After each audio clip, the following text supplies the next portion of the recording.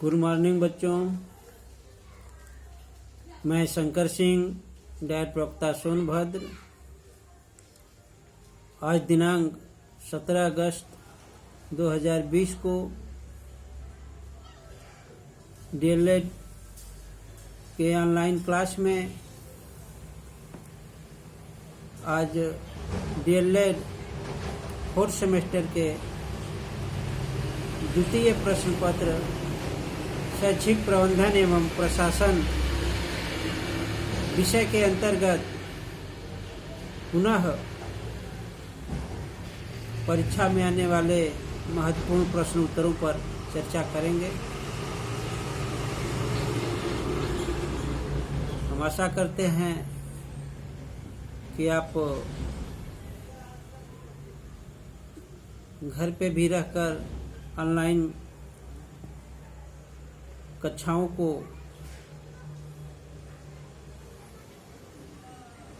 अध्ययन करते हैं और आप लोग का इंटर्नशिप भी ऑनलाइन व्यवस्था की गई है। आप उससे जुड़े रहिए और लगातार उससे लाभ उठाने का प्रयास कीजिए।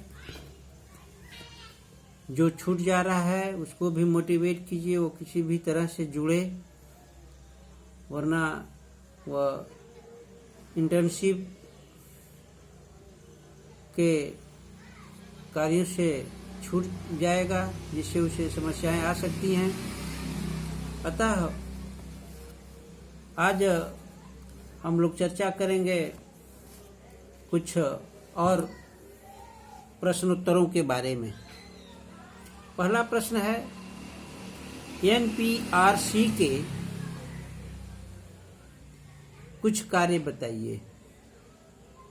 इसका उत्तर है, एनपीसीआर के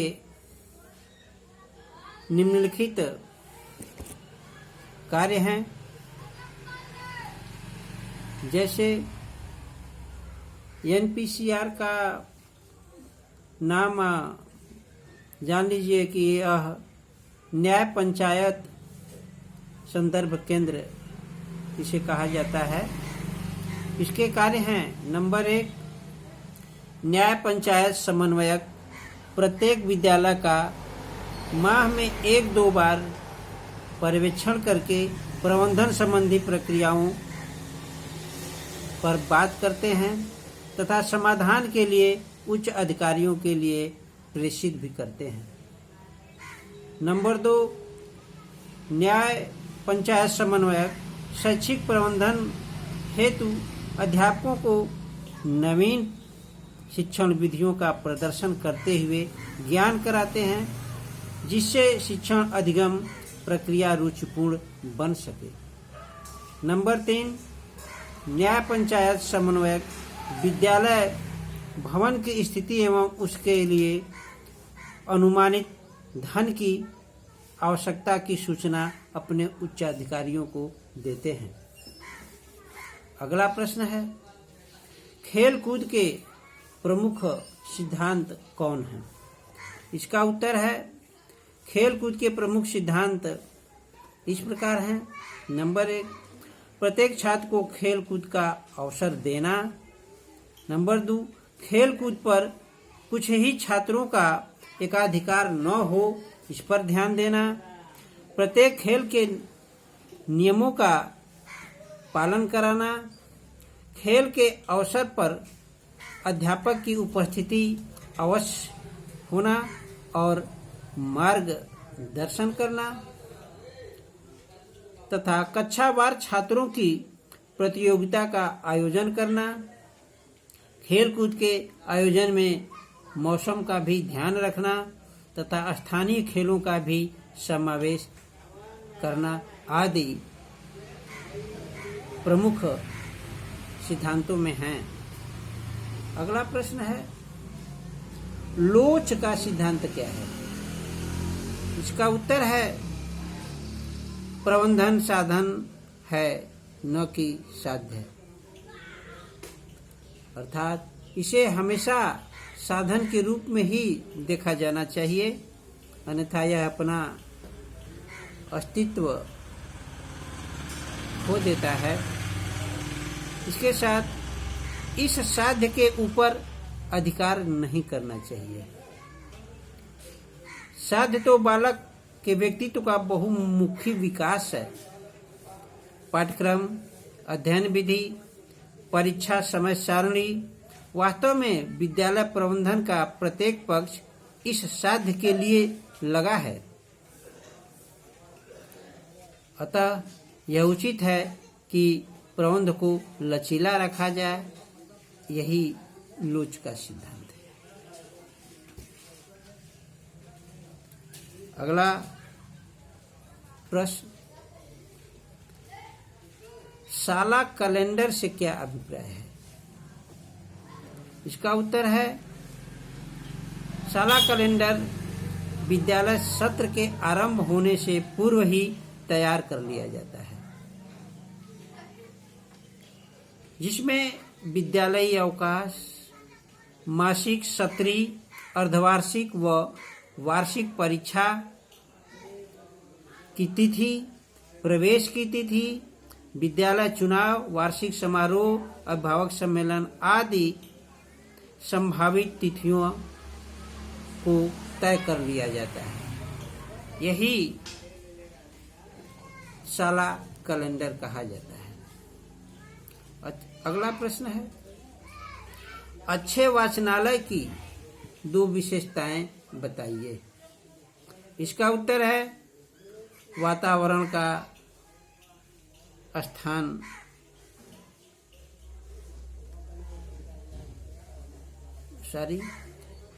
वातावरण स्वच्छ एवं शांत हो। वाचनालय का स्थान भी हवादार, प्रकाशवान तथा शांत हो, सुसज्जित हो तथा आरामदेह होना चाहिए। वाचनालय में प्रकाश, वायु तथा अन्य बैठने संबंधी आवश्यकताओं से परिपूर्ण होना चाहिए। अगला प्रश्न है, पाठ्य सहगामी क्रियाकलापों के उद्देश्य बताइए। इसका उत्तर है, पाठ्य सहगामी क्रियाकलापों के कुछ उद्देश्यों में जैसे शारीरिक विकास, संवेगात्मक विकास, राष्ट्रीयता की भावना का विकास, बौद्धिक विकास, सामाजिक विकास, सांस्कृतिक विकास के साथ साथ जनतांत्रिक भावना का विकास तथा बच्चों के व्यक्तित्व का सर्वांगीण विकास, यह पाठ्य सहगामी क्रियाकलापों के उद्देश्य हैं। अगला प्रश्न है, प्रबंधन के प्रमुख घटकों का उल्लेख कीजिए। इसका उत्तर है, प्रबंधन के प्रमुख घटक निम्नलिखित हैं, जैसे नंबर 1, शिक्षा के विकास का लक्ष्य, नंबर 2, नियोजन के कार्यक्रम, नंबर 3, कार्यक्रमों की व्यवस्था करना तथा नंबर 4, प्रबंधन के कार्यों का आकलन करना। अगला प्रश्न है, शिक्षक दिग्दर्शिका के कोई 2 लाभ लिखिए। इसका उत्तर है, शिक्षक दिग्दर्शिका में पाठ्यपुस्तक के प्रत्येक पाठ की पाठ्य सामग्री को सम्मिलित किया गया है। इससे पढ़ाने में आसानी होती है तथा दूसरा है, प्रत्येक छात्र को अंत में आपके लिए स्पेस बॉक्स दिया है। इस स्पेस बॉक्स में अध्यापक स्वयं नवीन विधियां लिखते हैं। प्रारंभ में समान जानकारी शीर्षक के अंतर्गत विस्तार से शिक्षण युक्तियों, प्रयोग में अपनाई जाने वाली सावधानियों एवं स्वयं करके सीखने का अवसर मिलता है। अगला प्रश्न है, जिला शिक्षा एवं प्रशिक्षण संस्थान की स्थापना का मुख्य उद्देश्य लिखिए। इसका उत्तर है जिला शिक्षा एवं प्रशिक्षण संस्थान अर्थात डायट की स्थापना का उद्देश्य संपूर्ण राष्ट्र के लिए एक समान शिक्षा की संकल्पना से है। राष्ट्रीय शिक्षा नीति का मानना है कि शिक्षा का एक समान ढांचा हो तथा सभी के लिए शिक्षा तथा प्राप्ति के समान अवसर उपलब्ध हों तथा उपलब्धि स्तर में समानता के लिए न्यूनतम अधिगम स्तर का समावेश हो। अगला प्रश्न है सफल नेतृत्वकर्ता के 2 गुण लिखिए।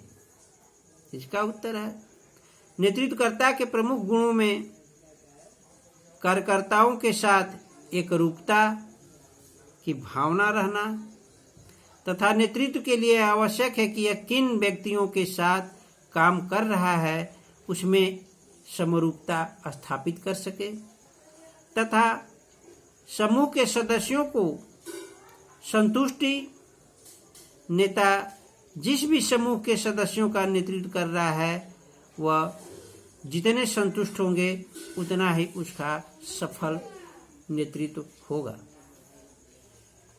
अगला प्रश्न है विद्यालय परिसर में पर्यावरण संरक्षण हेतु आप क्या कर सकते हैं।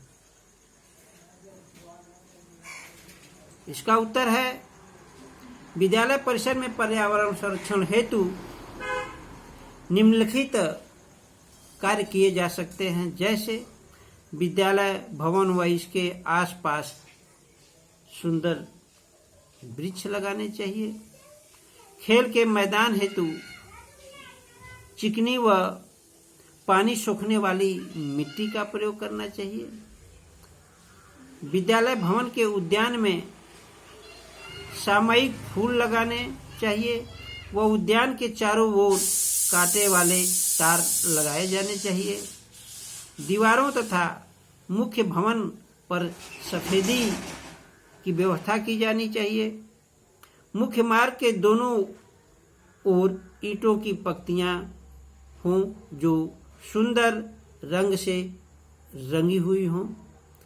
इस तरह से विद्यालय परिसर को पर्यावरण संरक्षण के लिए, और ये भी है, ये तो प्राकृतिक पर्यावरण का स्वरूप है, क्योंकि इसके साथ साथ शैक्षिक पर्यावरण, सांस्कृतिक पर्यावरण या अन्य प्रकार के पर्यावरण को भी ध्यान में रखा जाना चाहिए। अगला प्रश्न है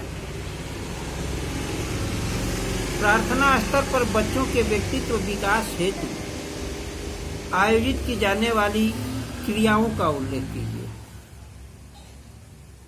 इसका उत्तर है प्रार्थना स्तर पर बच्चों के व्यक्तित्व विकास हेतु जो क्रियाएं आयोजित की जाती हैं उसमें बच्चों के साफ सफाई की जांच तथा स्वास्थ्य आदतों के विकास हेतु प्रेरणा प्रदान करना, उन्हें समझाना, इसके लाभ के बारे में बताना तथा किसी महापुरुष द्वारा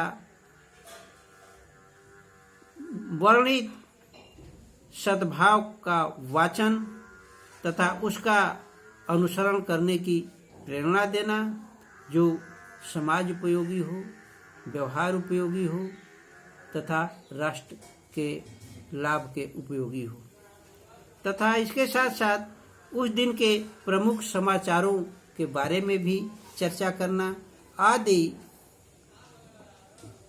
प्रार्थना स्थल पर कहे जाने वाले वाचन हैं।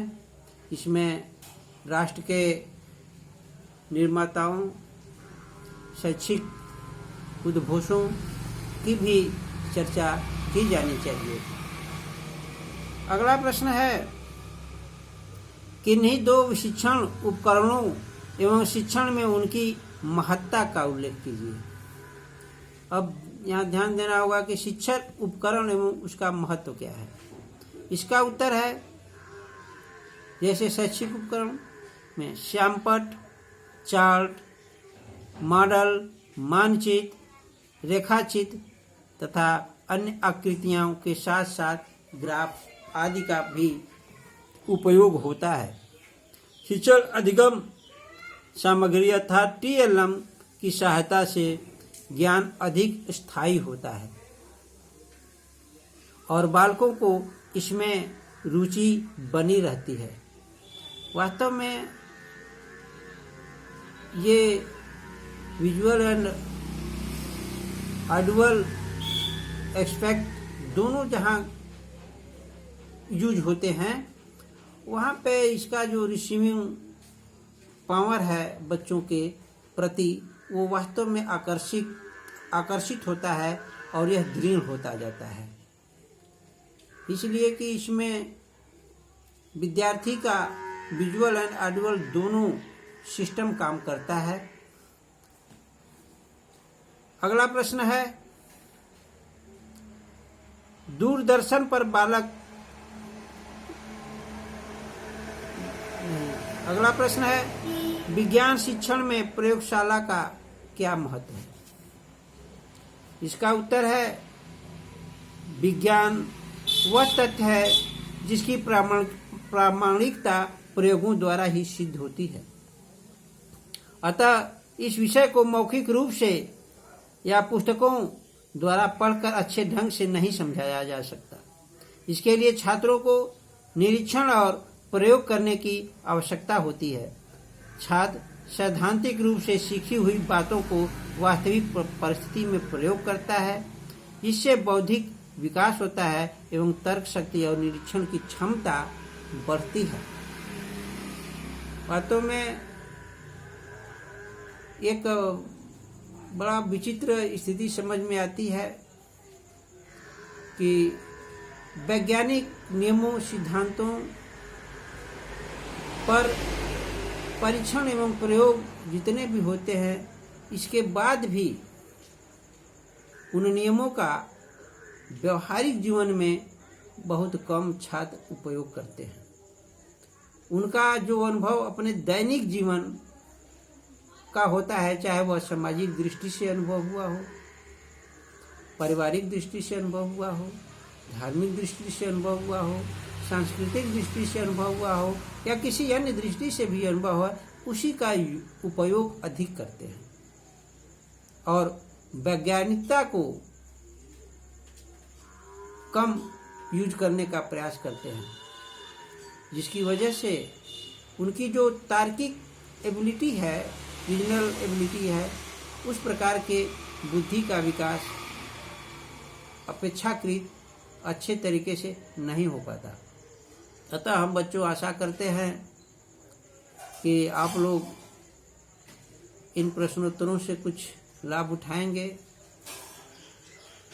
आप अपने इंटर्नशिप के कार्यों को भली भांति देखें और उसके अनुरूप अपना कार्य करें। इसी के साथ बहुत बहुत धन्यवाद। Thank you very much. बस आज के लिए इतना ही।